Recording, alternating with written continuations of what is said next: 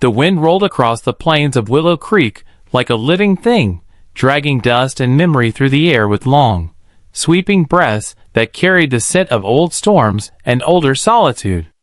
Sam Whitaker stood at the edge of his ranch, boots sunk into the soft soil, feeling the weight of the sunset settle across his shoulders. The sky stretched endlessly, a canvas painted in strokes of amber and rose, but Sam hardly noticed. He had seen hundreds of such sunsets, thousands, maybe, and after enough years alone, even the beauty of nature began to blur around the edges. He pushed his hat lower and wiped the sweat from his brow. The air was dry enough to crack lips, the kind of dryness that made a man think of water the way others thought of love. Something distant, something fragile, something you learn to live without. Sam didn't talk much anymore, except to the cattle or to the occasional windmill that moaned in protest when a storm rolled in. Most days passed quietly, the only sound the rhythmic creaking of wooden boards, the soft rustle of tall grass, and the lonely thump-thump of his own heartbeat echoing inside a chest that had once held so much more. His days had become routine. Feed the cattle. Check the fences. Mend the broken things on the ranch, and avoid the broken things inside. It had been years since anyone stayed long enough to learn the sound of his laugh, or to notice he rarely used it. As the sun dipped lower, Sam heard a rumble in the distance. Not thunder. Not cattle. Something unfamiliar. He squinted across the plains and saw dust rising from the far trail, swirling in a frantic spiral. Wheels. Hooves. And voices, shouting over the roar of something going terribly wrong. Sam's body responded before his mind did. He grabbed his rope, threw his coat over his shoulder, and started toward the commotion just as a heavy wagon, decorated with bells and fabric, came barreling down the washout path. A traveling caravan. Bright colors. Painted symbols. A group of people clearly not from around Willow Creek. The wheels skidded through mud left behind by the previous week's flooding, and the whole wagon tilted dangerously. Sam's heart lurched when he heard the panicked scream of a horse struggling to find its footing on the slick ground. "Whoa! Double you Choi!" a deep voice bellowed. Then the wagon's front wheel hit a rock hidden beneath the mud. The axle snapped with a sickening crack. Sam sprinted. The wagon toppled sideways, throwing two people into the muck. Horses reared, panicked, crying out as leather straps pulled tight against their frantic movements. Sam didn't think, didn't pause, he ran straight into the chaos. "Cut the straps!" a woman yelled. "Get the wheel off him! Watch out!" Sam slid beside the collapsed wagon, hands moving with the instincts of a man who had lived around livestock his entire life. He grabbed the bridle of the nearest horse, stroking its neck firmly, whispering low until its trembling began to settle. Dust swirled around him as others hurried to gather fallen supplies and check for injuries. And then he saw her. A woman, taller than any he'd seen, standing near the wheel with mud streaking her arms and worry burning in her eyes. Her dark hair clung to her cheeks, her broad shoulders tense, her breath rapid. She looked less like a damsel in need and more like a pillar carved from the mountains themselves. But her hands trembled around the reins of a massive chestnut horse. Sam approached slowly. The horse was limping badly. Its left hind leg lifted weakly, refusing to bear any weight. Sam knelt near it, his voice gentle. "Easy, boy! Easy now!" The woman watched him as if waiting for him to fail. He ran a hand along the horse's flank, noticing the strain, the swelling, the way the animal winced when Sam's fingers neared the damaged joint. Sam exhaled, rising to look at the woman. "He's hurt," he murmured. "Pretty bad?" She swallowed hard, and her voice cracked. "He's my partner. He's carried our weight for years. Please do something." Sam gestured toward the horse's hindquarters. "Open your legs, let me see." The woman froze. Completely. Her eyes widened, and her jaw tightened with a mixture of shock, offense, and fear that Sam didn't yet understand. "What?" she whispered. Sam blinked, confused. Then realization hit him like a kick to the ribs. No, I meant the horse," he said quickly, hands raised. "His legs. I need them apart so I can see the angle of the injury. I wasn't talking to you." The woman's entire posture shifted. Relief softened her features, embarrassment flushed her cheeks, and something fragile flickered behind her eyes. She nodded silently, then carefully guided the horse to part its hind legs enough for Sam to inspect. As he knelt again, he felt the weight of the moment pressing against him. Years without real conversation had turned his speech blunt, rough-edged, unthinking. And for the first time in a long time, he wished he had spoken with more care. Because the woman's reaction had told him something he did not expect. She lived her life braced for commands. Orders. Demands. Spoken at her, not to her. Sam's voice softened. "I'm sorry. I should have said it differently." She didn't answer for several long breaths. When she finally spoke, her tone was low, steady, but tinged with something aching beneath the surface. "You treat animals kinder than most treat people." Sam didn't look up. "Animals don't expect anything from me." "Maybe that's the problem," she murmured. He glanced up at her then, truly looked. Mud smeared on her boots, dress torn at the hem, hair plastered to her forehead. But her eyes held the storm she carried, one no flood on the plains could match. The eyes of someone who had fought through more than she could name. He turned back to the horse, checking tendons, feeling for breaks. After a moment he spoke. "He pulled his leg in the fall. Not broken. But he's got a deep strain. He'll need rest." She knelt beside him, their shoulders nearly touching. Even kneeling, she towered over him. But Sam didn't feel dwarfed. He felt steadied. Like being near her was standing next to a cliff that would never crumble, not even under lightning. "Thank you," she whispered, running her fingers across the horse's mane. Sam swallowed. "What's your name?" "Leora," she said. "My family calls me the Giant Bride." The last word she delivered with a bitterness sharp enough to cut through the wind. Sam raised an eyebrow. "Bride?" She nodded, eyes fixed on the horizon. "On my way to meet the man I'm supposed to marry." "Supposed to," Sam echoed. "Sounds like you don't want to." Leora didn't answer at first. She looked at the wounded animal, at the broken wagon, at the muddy road that had tried to swallow her life whole. Finally she said, "Doesn't matter what I want." Sam felt a familiar ache burrow into his ribs. He knew that feeling too well. The quiet resignation of someone who had carried responsibility so long it felt like a second skin. Someone who had endured silence because speaking up had never changed anything before. "Storm's coming," Sam said, glancing at the shifting clouds on the horizon. "You all should stay at my ranch till morning."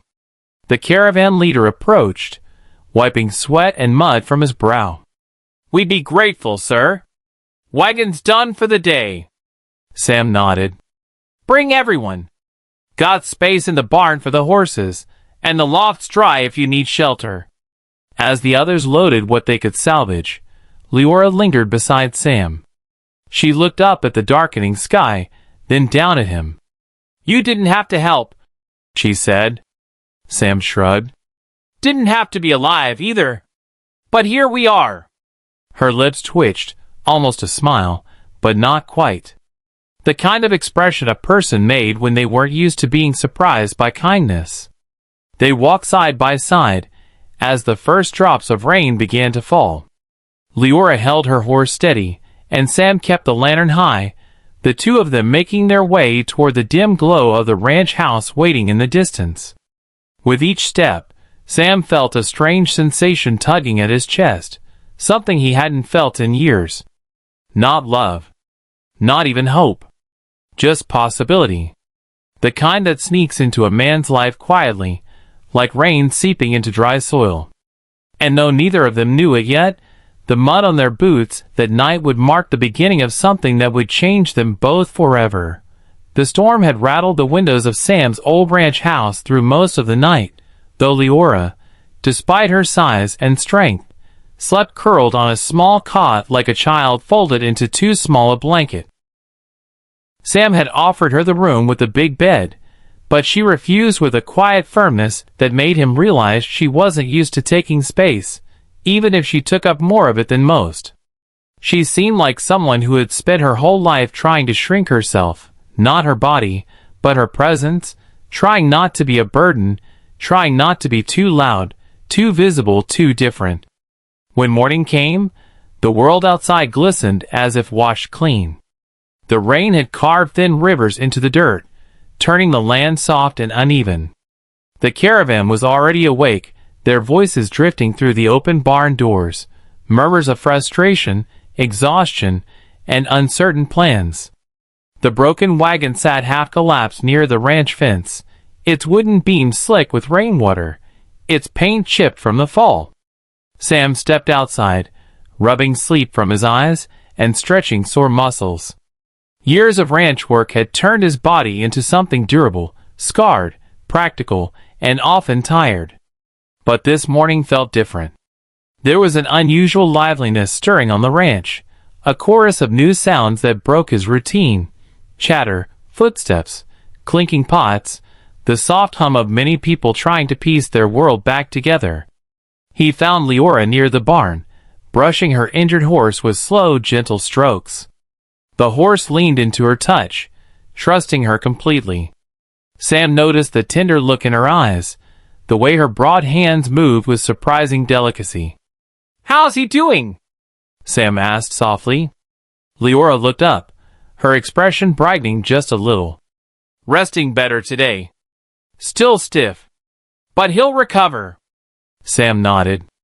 "Good. Strong animal." She smiled faintly. "Stronger than me sometimes." He raised an eyebrow.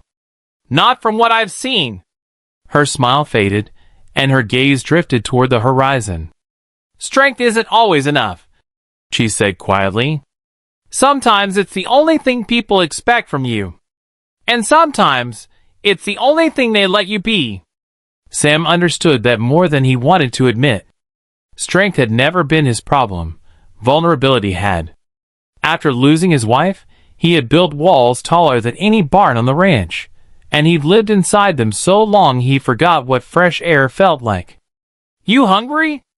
Sam asked, trying to lighten the heaviness that had settled between them. Leora nodded, and they walked toward the house.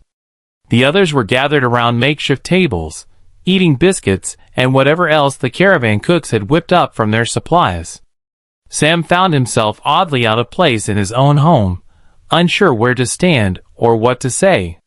He wasn't used to company, and the sudden surge of life on his quiet ranch made him feel like a ghost drifting through a celebration he hadn't been invited to.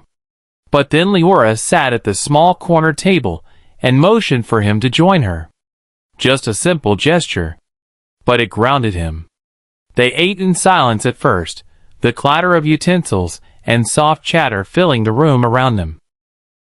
Leora seemed restless, tapping her fingers against the wooden tabletop.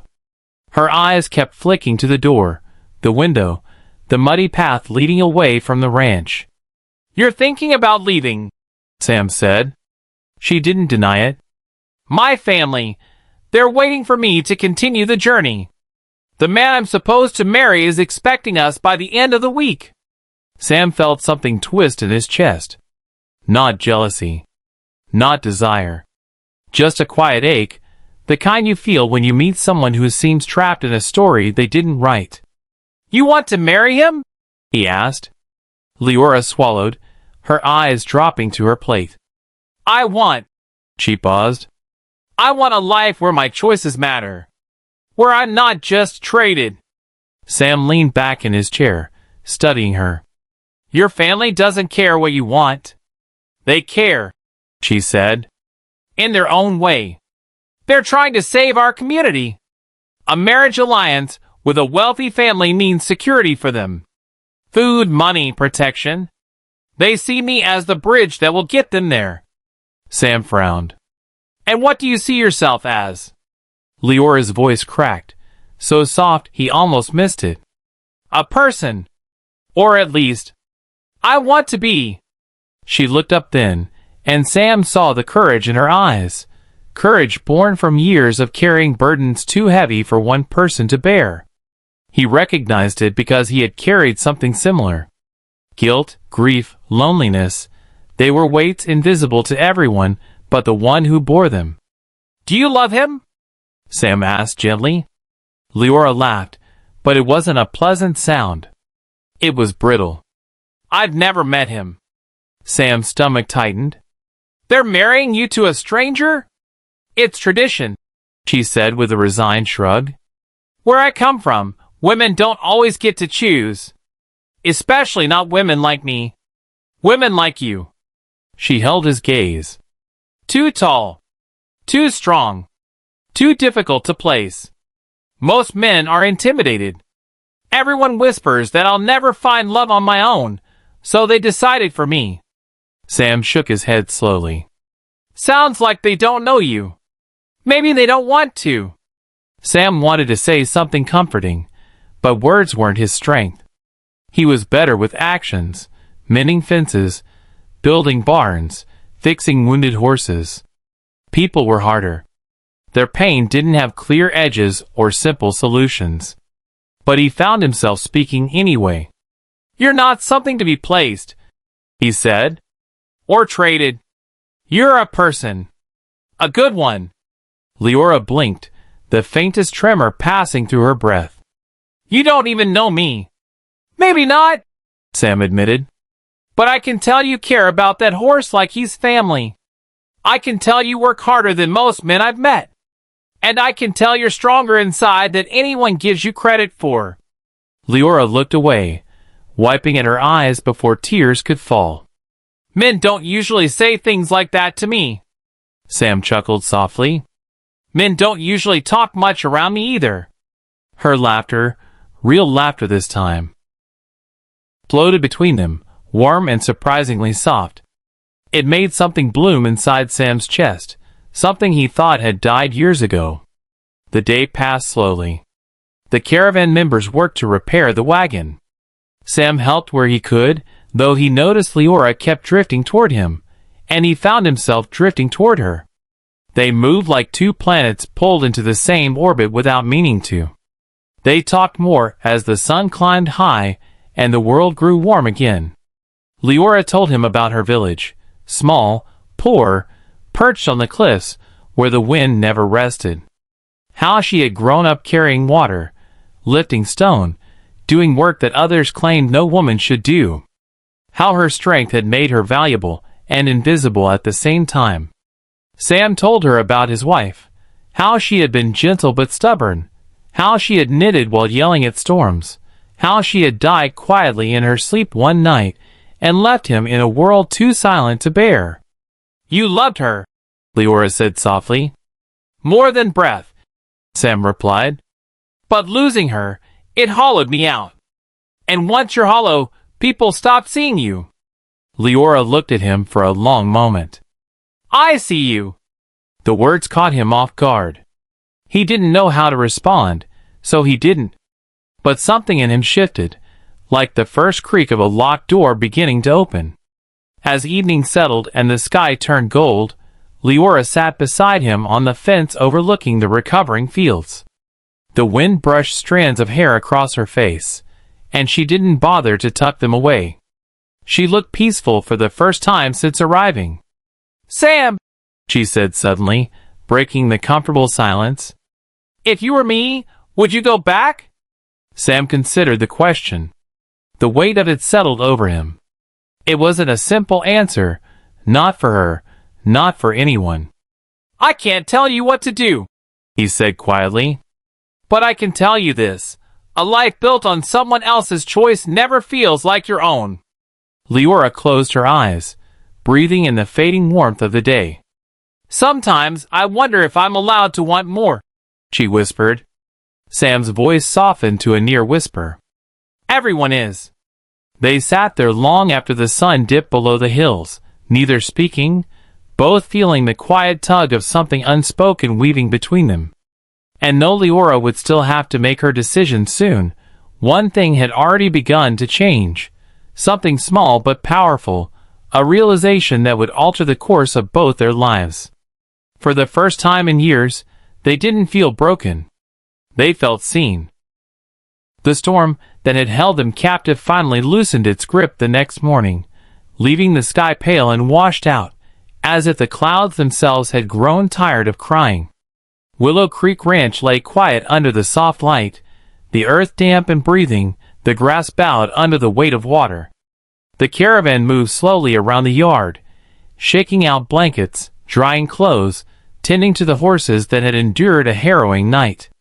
But even with the calm, there was a heaviness in the air that no sunshine could fully chase away, a tension born not from weather, but from decisions waiting like shadows at the edges of the day. Sam woke early, not because he needed to, but because something in him refused rest. It had been years since he'd had strangers on his land, years since other voices had echoed through the barn and around the house, years since a presence as large and quiet and complicated as Leora's had stepped into the neat, lonely rhythm he'd carved for himself. He found himself listening for her, without meaning to. For her footsteps, her voice, the heavy, gentle sound of her moving around the barn as she tended to her horse. He told himself he was only checking on the animals, but even the morning sun seemed to smirk at him as he stepped outside and headed toward the barn. Leora was already there, brushing her horse with long, steady strokes. The animal leaned into her touch, half asleep, trusting her implicitly.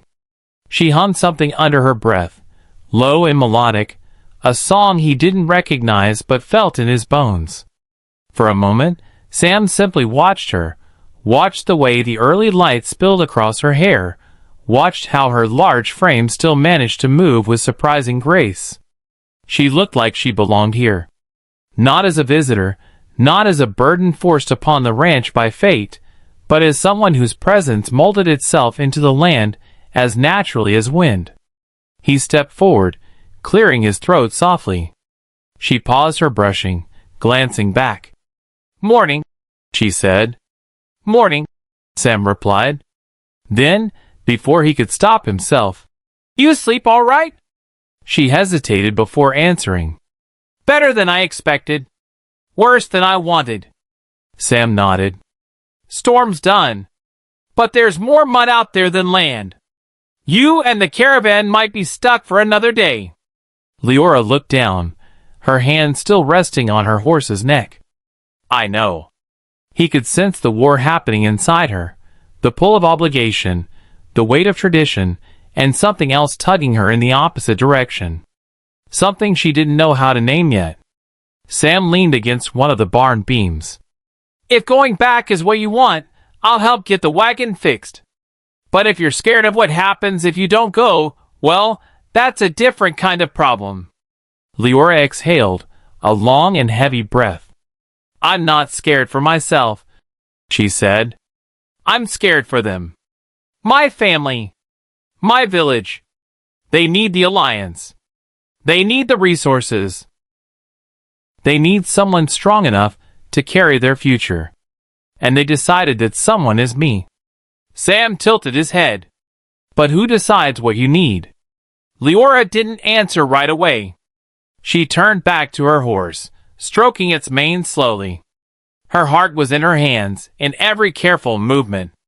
"Where I come from," she said quietly, "wanting something for yourself is seen as selfish. Especially for women. Especially for women like me. Too big, too loud, too capable." She shook her head. "They taught me that my strength wasn't mine. It belonged to the village. To the cause. To the man they chose for me." Sam frowned. "Sounds like they want a tool, not a daughter." Leora's breath caught at the honesty of his words. She didn't deny it. She simply stared at the ground, her fingers trembling against the horse's fur. "When the storm hit yesterday," she whispered, "I thought maybe fate was giving me a chance to slow down, to breathe, to think. But now that the sun's up, everyone's already preparing to leave again. No one asked if I'm ready. No one asked how I feel." "Have you ever told them?" Sam asked. She shook her head immediately. "What would be the point? I was raised to carry weight, not to drop it. To endure, not to ask." Sam pushed away from the beam and stepped closer. "Leora." She looked at him then, really looked. And in that moment, there was no giant bride, no woman carved by duty, no warrior forced into softness. There was only a human being, tired, torn, trying. "When you arrived here," Sam said, "you showed more care to that horse than most people show each other. You came into the storm standing tall. You carried the weight of your whole world on your shoulders. But you don't have to carry mine too. Or anyone's. Not here." Leora blinked, her breath shuddering. Sam continued, his voice low. "You have every right to decide what kind of life you want. And you're not weak for wanting one that belongs to you." Her lips parted with a small tremble. "Why are you being so kind to me?" she whispered. Sam paused, the question hitting a tender part of him he didn't know still existed. "Because someone should be," he said simply. "And because I know what it's like to feel like your life isn't yours anymore." Leora's expression softened, grief and gratitude swirling together in her dark eyes. She didn't thank him, not out loud, but the way her shoulders loosened, the way her breath steadied, that was thanks enough. Later that afternoon, after the caravan finished eating and the wagon repair began, Leora wandered toward the fence overlooking the wide plains.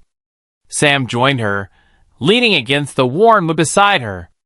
They stood in silence for a while, watching clouds drift lazily across the sky. Leora's voice eventually broke through the quiet. "When the storm hit, I thought, maybe the world was telling me to stop running towards something I don't want." She took a breath. "But I don't know how to stop. I don't know where to go if not forward." Sam nodded slowly. "Sometimes stopping is the hardest thing a person can do. Especially when everyone around you keeps pushing." He glanced at her. "But you're allowed to stop, Leora. Even if just to think." She looked at him, eyes glistening. "Is thinking enough?" "For now," Sam said. "It might be." As the day warmed, Leora helped the caravan secure supplies and organize belongings. But she moved differently now, not mechanically, not resigned, but contemplatively. Every step seemed to weigh more, as if each footfall pressed questions deeper into the earth. Sam watched her from the barn doorway, his arms crossed loosely, careful not to intrude. She had enough people telling her what to do. He wouldn't be another voice trapping her. When the caravan leader approached Sam later, rubbing his beard and squinting at the horizon, the conversation was inevitable. "Another day or two before we can leave," he said. "Axel's damaged deeper than we thought." Sam nodded. "Take the time you need." The man shifted awkwardly. "Leora, she's been quiet. More than usual." Sam kept his tone neutral. "She's got a lot on her mind." The leader sighed. "You don't know her situation. Her family." Sam cut him off gently. "I know enough." The leader opened his mouth, then closed it again, recognizing a boundary not to cross. That evening, Leora found Sam near the corral where he was checking a loose latch. Her shadow stretched across the dirt before he realized she was behind him. "Can I ask you something?" she said. Sam turned. "Anything." She hesitated, the words heavy on her tongue. "Do you ever regret choosing your own path?" Sam considered this carefully. His path had not been a heroic one, nor a rebellious one. It had simply been a life he tried to manage after grief took his compass. "No," he finally said. "I regret things I lost. Choices I didn't have. People I couldn't save. His voice softened. But I don't regret living a life that's mine. Leora breathed in deeply, as if those words settled into her skin. I don't know what life is mine, she admitted. You'll find it, Sam replied. Or maybe it'll find you.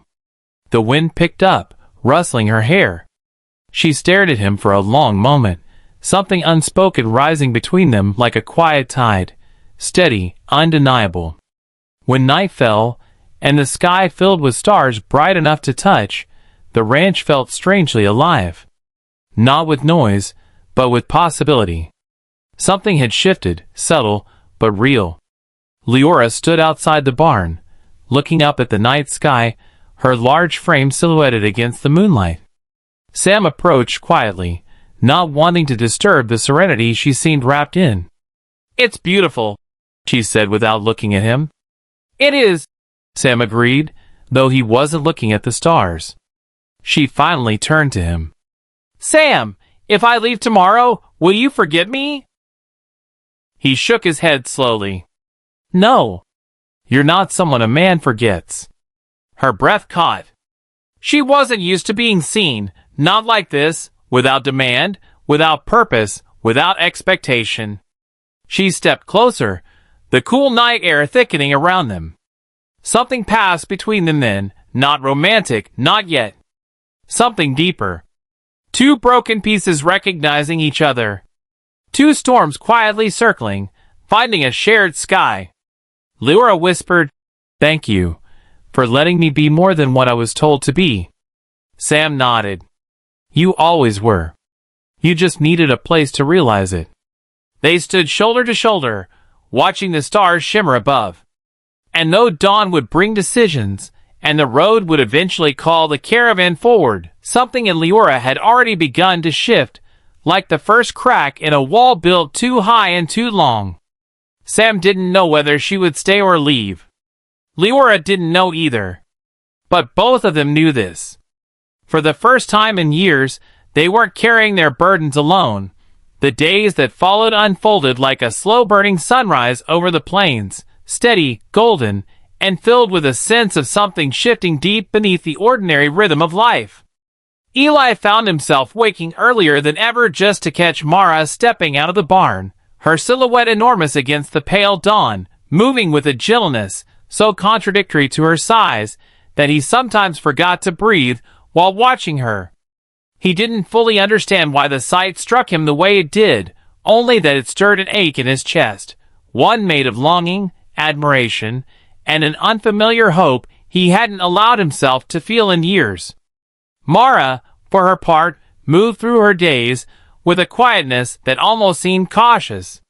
She was still adjusting to the ranch, still learning the behavior of the animals, still trying to mimic the subtle rhythms of human conversation she heard between Eli and his friends.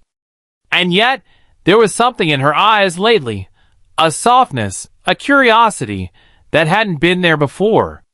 As though she was beginning to stitch herself into the fabric of the ranch without realizing it.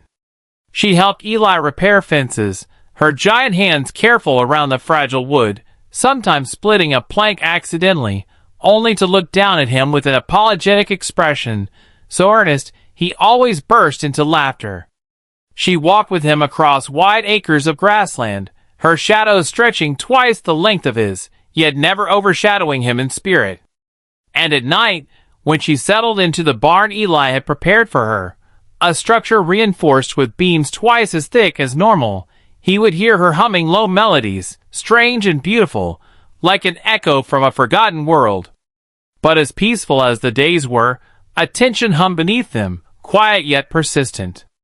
Eli sensed it in the way Mara sometimes paused mid-task to stare toward the distant mountains, her expression troubled as if listening for something only she could hear. He noticed how she hesitated at sudden noises, or how her body stiffened when strangers approached, even if she smiled a moment later like she was trying to hide the reaction.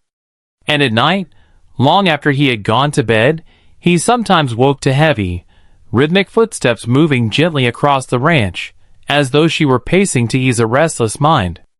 Eli didn't push. He had learned long ago that some people, or in Mara's case, some beings, had stories carved into them that took time to reveal. So he simply walked beside her, talked to her, showed her the land, and hoped that one day she would trust him enough to share whatever weighed on her. One evening, the horizon burned with a vivid sunset, streaks of orange and violet melting into the scattered clouds. Eli and Mara were sitting on the porch, she on the ground beside it, because the swing wasn't built for someone her size, sharing a quiet moment after a long day of hauling water barrels. The warm glow cast a softness over her sharp features, and he realized he had gotten used to her presence in a way that no longer startled him. She was simply Mara, an extraordinary being who somehow made the worn-out porch feel like the safest place in the world. "Mara?" he asked softly, after a long stretch of silence. She turned her head, her amber eyes reflecting the sky. "You ever think about going back to wherever home is for you?" Her gaze drifted again toward the mountains, and a shadow crossed her features. But after a moment, she shook her head slowly. "Home," she murmured, tasting the word as though it were heavy with meaning. "Home is far and broken." Eli leaned forward slightly. "Broken how?" She hesitated, not out of fear, it seemed, but out of uncertainty. As if she wasn't sure she could translate her truth into something he'd understand. Finally she spoke, each word chosen with care. "My people, they were strong, proud, but strength can turn to hunger. Hunger can turn to war. And war." She looked down at her hands, as if remembering the weight of something she wished she could forget. "War takes everything." The breeze shifted, carrying with it the scent of dust, pine, and the faint fragrance of the wildflowers that grew behind the porch. Eli swallowed, sensing the depth of pain behind her simple explanation.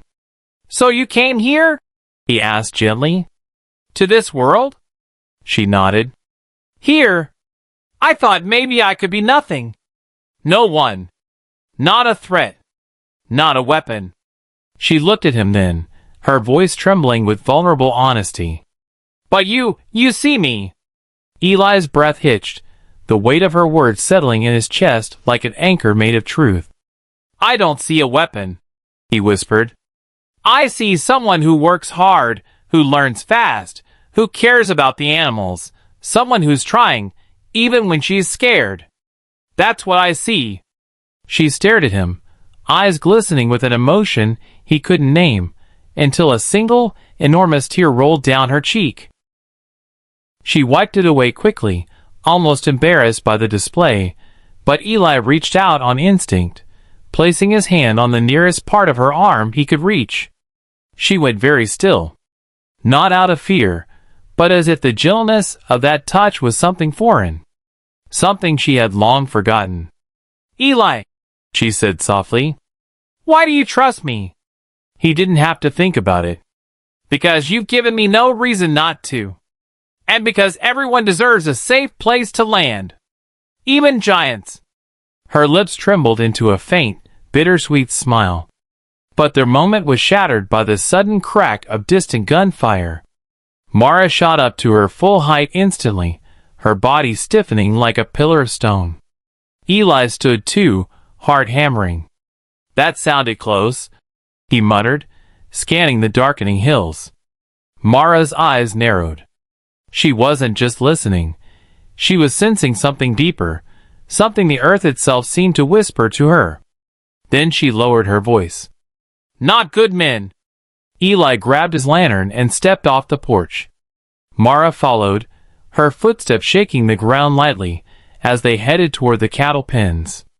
The sunset had faded, replaced by a growing darkness that crept across the plains like a warning. As they approached the pens, they saw three unfamiliar silhouettes moving among the cattle, lanterns swinging, horses tied nearby. Eli cursed under his breath. "Rustlers!" Mara didn't know the word, but she understood the intent instantly. Intruders. Threat. Danger. Eli stepped forward to confront them, but Mara reached out quickly, placing her large hand in front of him protectively, not touching him, but the message was clear. "Let me." He hesitated only a second before nodding, trusting her instincts. Mara stepped forward, emerging fully into the lantern light. The rustlers froze. One dropped his lantern. Another stumbled back, swearing. "What in God's name?" Mara didn't roar, didn't threaten, didn't bare her teeth or fists. She simply stood tall, shoulders squared, and said in a low, steady voice that echoed across the ranch, "Leave." The rustlers scrambled to their horses, cursing and shouting, tearing off across the plains as fast as they could. Mara watched them disappear until darkness swallowed them whole.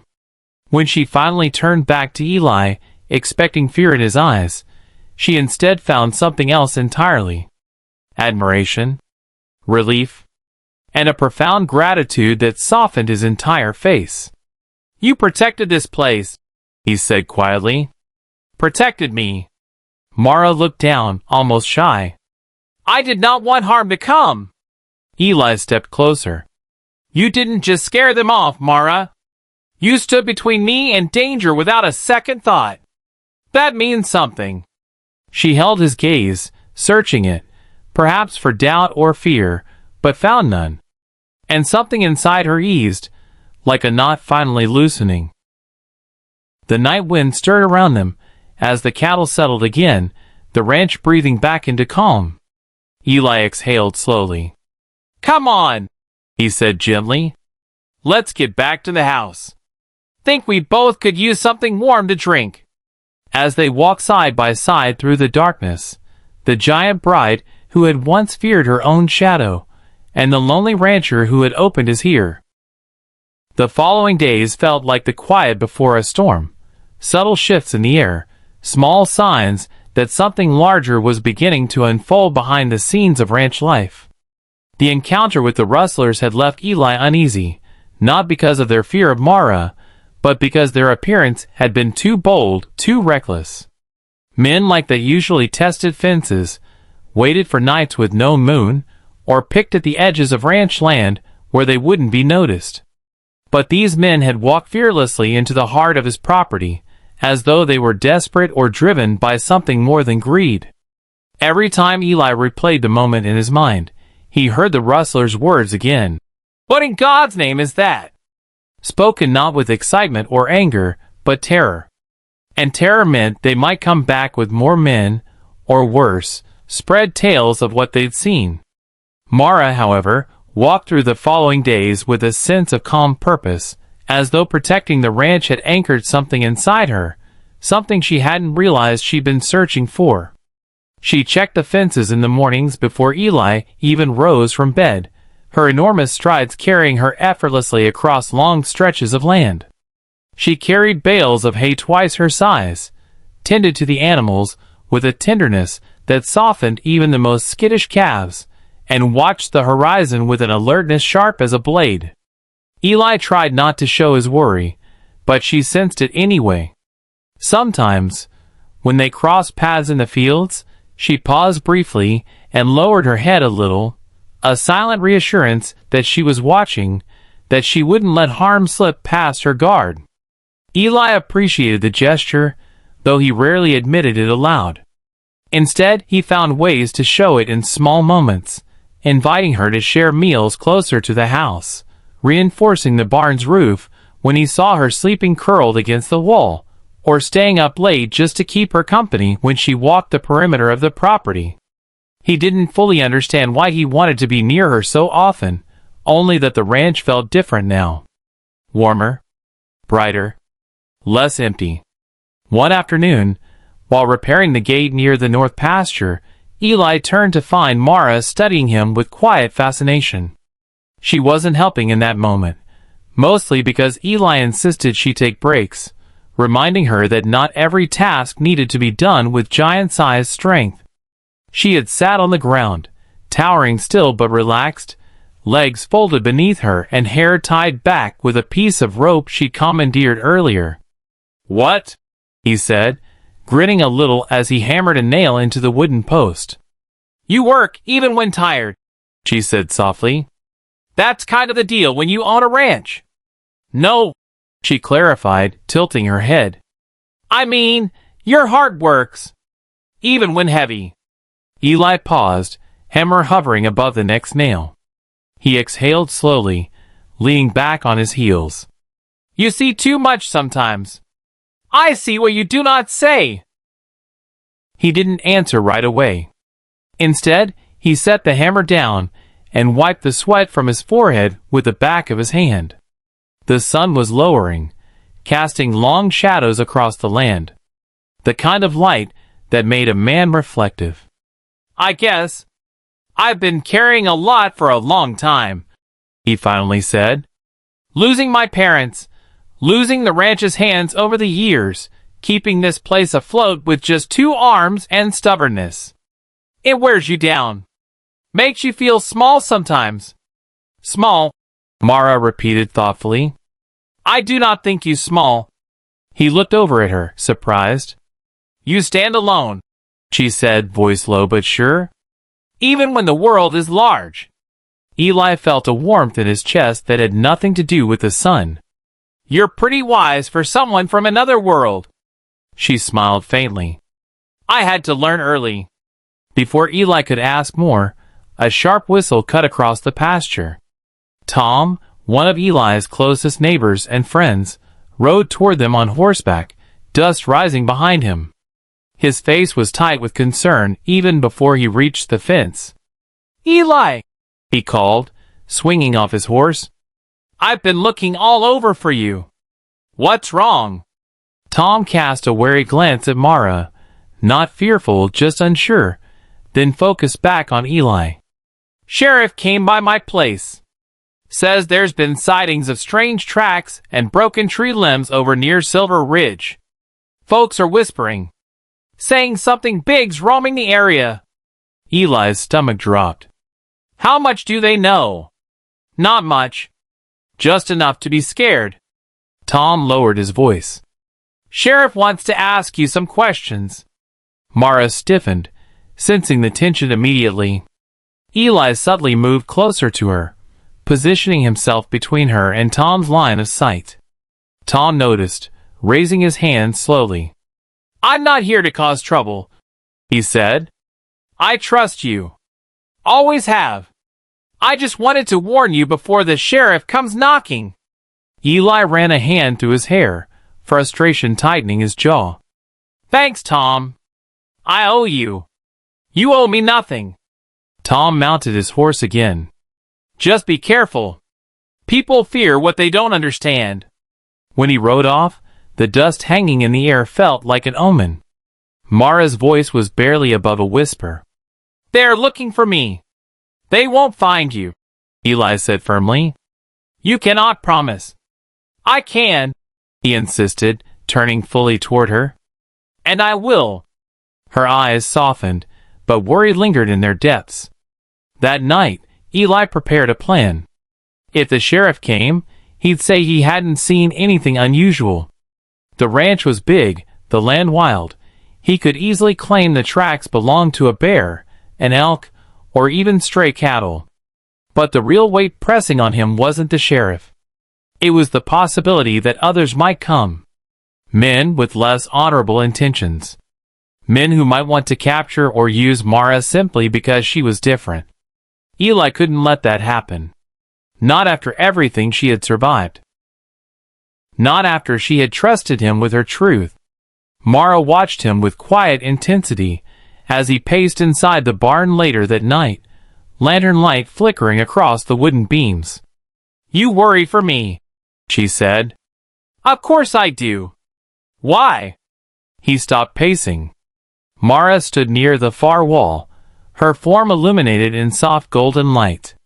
She seemed both powerful and fragile in that moment, an impossible combination that made his chest ache. Because you matter to me, Eli said, more honest than he intended. Her breath caught. Slowly, almost hesitantly, she stepped toward him. Her shadow fell over him, but it didn't feel overwhelming. It felt like shelter. Like belonging. No one has worried for me in a long time, she whispered. Well, get used to it, he said, softer now. I'm not stopping. Before Mara could respond, a sudden sound echoed from outside, the crunch of wagon wheels approaching on gravel. Eli's heart lurched. The sheriff! Mara tensed, instincts flaring instantly. Eli put a steady hand against her leg, one small gesture, but powerful in its intention. Stay here, he whispered. Trust me. She nodded, though fear flickered in her eyes. Not fear of the sheriff, but fear of losing the place she had only begun to call home. Eli stepped out into the night. The sheriff climbed down from his wagon, lantern in hand, eyes narrowed as he scanned the ranch. Evening, Eli. Sheriff, Eli greeted casually, though sweat prickled his neck. What brings you out this way? Heard reports of something large moving around these parts. Figured I'd check on ya. Heard you had a run-in with rustlers the other night, too. Busy week. Eli forced a shrug. Rustlers come and go. As for the big tracks, probably just a wandering bear or one of those oversized elk we've been seeing this season. Nothing worth worrying about. The sheriff studied him closely. Too closely. Eli held his gaze steady, praying his heartbeat wasn't visible through his shirt. After a long moment, the sheriff sighed. Well, keep your eyes open. And if you see or hear anything strange, you come to me first. Don't try handling it alone. Of course. The sheriff nodded and returned to his wagon.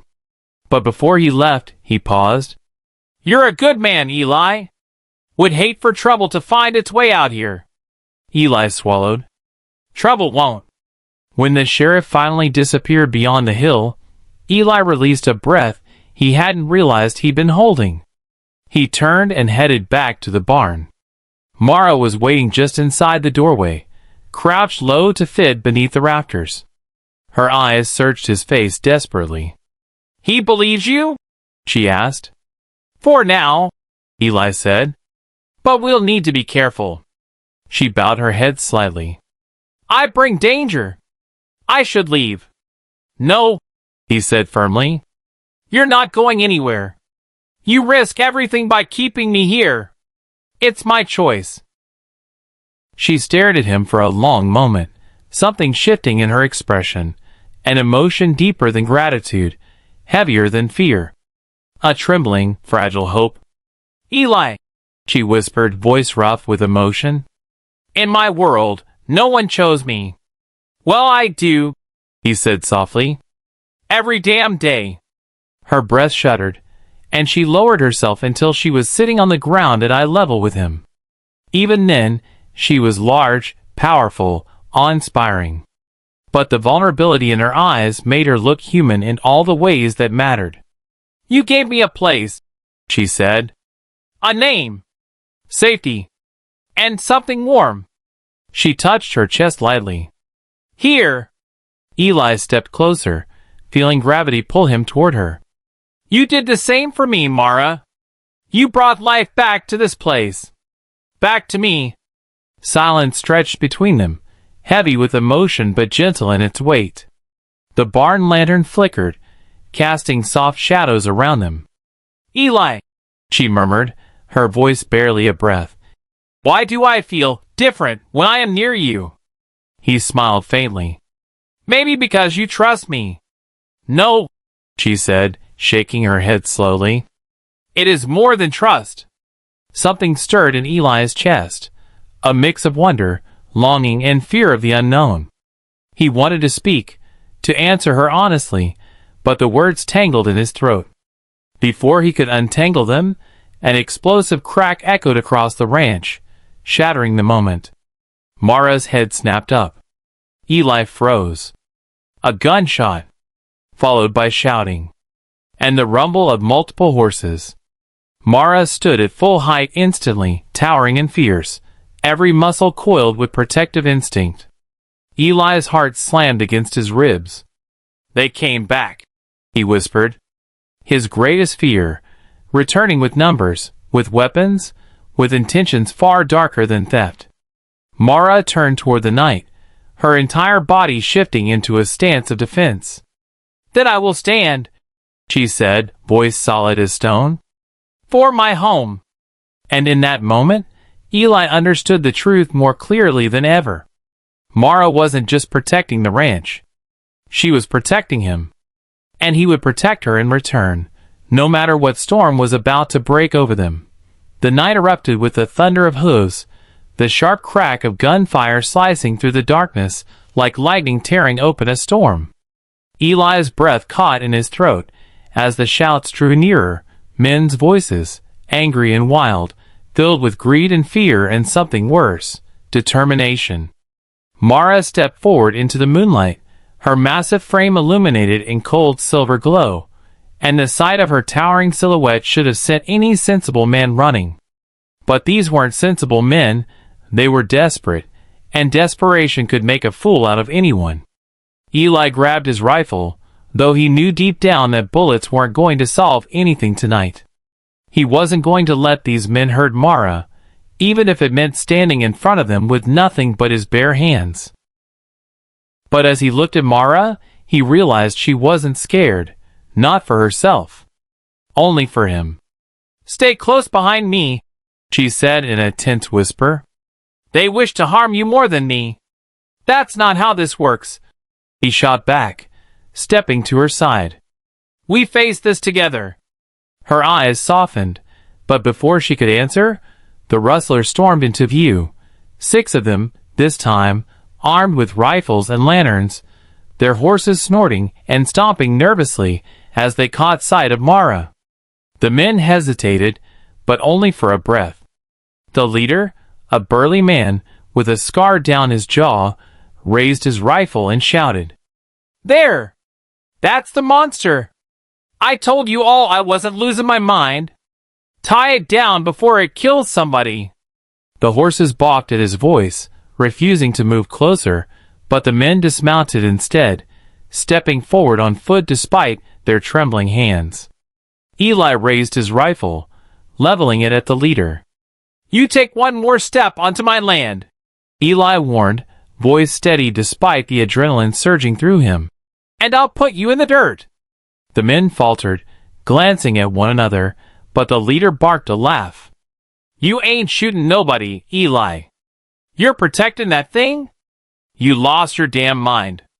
Mara shifted forward, placing herself fully between Eli and the men, and the side of her, tall as a barn beam, muscles coiled with calm strength, made even the boldest rustler hesitate. Her voice carried through the night deep and steady. "I do not wish to harm you. Leave now, and no one will be hurt." Her words were clear, almost gentle, but they held a weight that silenced the night itself. The leader spat on the ground. "Hear that? The monster speaks. Well, ain't that something? But we ain't leaving. We're talking you in. Folks will pay a fortune for something like you." Eli stepped out from behind her, fury blazing in his chest. "She's not property. She's not a thing. She's a person with more heart than the lot of you combined." The men sneered, tightening their grips on their weapons. Mara lowered her head slightly toward Eli, her voice a whisper only he could hear. "I cannot let them harm you." "You won't," he whispered back. "Because I'm not letting them touch you either." The first shot rang out like a clap of thunder. Eli dove aside, the bullet whistling past him and striking the dirt. Mara reacted instantly, stepping in front of him with speed no one expected from her size. She didn't attack. She didn't rage. She simply moved with the quiet precision of someone who had seen too much war to seek more of it. The men fired again, 3 shots this time, and the bullets pinged harmlessly off the thick hide of her outer armor like skin. The rustler's eyes widened in terror. "What in God's?" Mara moved then, not to strike, but to disarm. She stepped forward and swept her arm out in a broad motion, knocking 3 rifles from the men's hands like they were toys. The impact sent the weapons clattering across the field. One man lunged at her with a knife, but she caught him gently by the collar, lifted him off his feet, and set him down several yards away, unharmed but stunned. "Stop!" she commanded, her voice echoing like thunder. "I do not want to hurt you." But desperation is a fire that blinds the foolish. The leader shouted, grabbing Eli from behind, pressing a revolver against his temple. "All right, monster," he snarled. "You come quietly, or the rancher dies."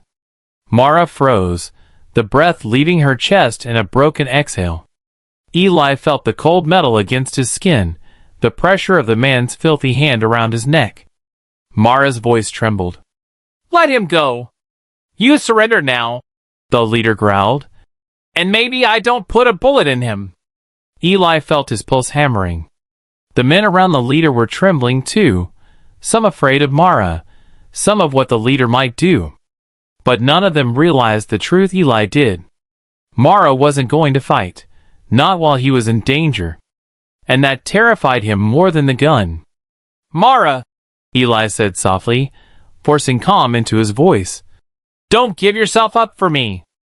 I will not lose you," she whispered, grief dripping from every syllable. The leader laughed darkly. "Hear that? The monster's got feelings." Something inside Mara broke. Her expression shifted, not into anger, but sorrow so deep the earth itself seemed to bow beneath the weight of it. The air trembled around her, as though an invisible force pulsed from her skin. The rustlers backed away instinctively, sensing danger even if they couldn't name it. "Mara," Eli whispered, "listen to me. I'm okay. I'm right here." Her eyes locked onto his, giant, amber, filled with a storm of fear and love and something ancient awakening. She wasn't afraid of dying. She wasn't afraid of pain. But losing him, that was a terror she couldn't bear. And then Eli felt it, a subtle vibration beneath his boots, like the ground itself responding to her distress. Mara's power, whatever it truly was, seeped into the earth around them. The air thickened, charged like the moment before lightning strikes. "Mara!" "Don't," Eli began, afraid she might unleash something uncontrollable. But she didn't lash out. She didn't attack. Instead, she drew in a long, shaking breath and stepped forward, surrendering. Eli's heart cracked. "No! Mara, no!" The leader grinned triumphantly, tightening his grip. "That's right. Come on then." But before he could finish, one of the rustlers shouted, "Boss! Behind you!" The leader turned just enough for Eli to shove his elbow backward, hitting him in the ribs. The gun slipped, firing into the air. Mara seized the moment. With one swift motion, she reached out and plucked Eli from the leader's grasp like lifting a child out of harm's way. She cradled him against her chest and stepped back, eyes blazing. The leader, furious and humiliated, raised his gun again. "That's it! Kill the rancher first! Then the monster!" he fired. But Mara moved faster than the bullet. She twisted her body, shielding Eli with her massive frame. The shot hit her shoulder with a dull, sickening thud. Eli felt the impact shudder through her body. "Mara!" he screamed, gripping her hand. She staggered, but did not fall. The men froze. Not because she survived the shot, but because she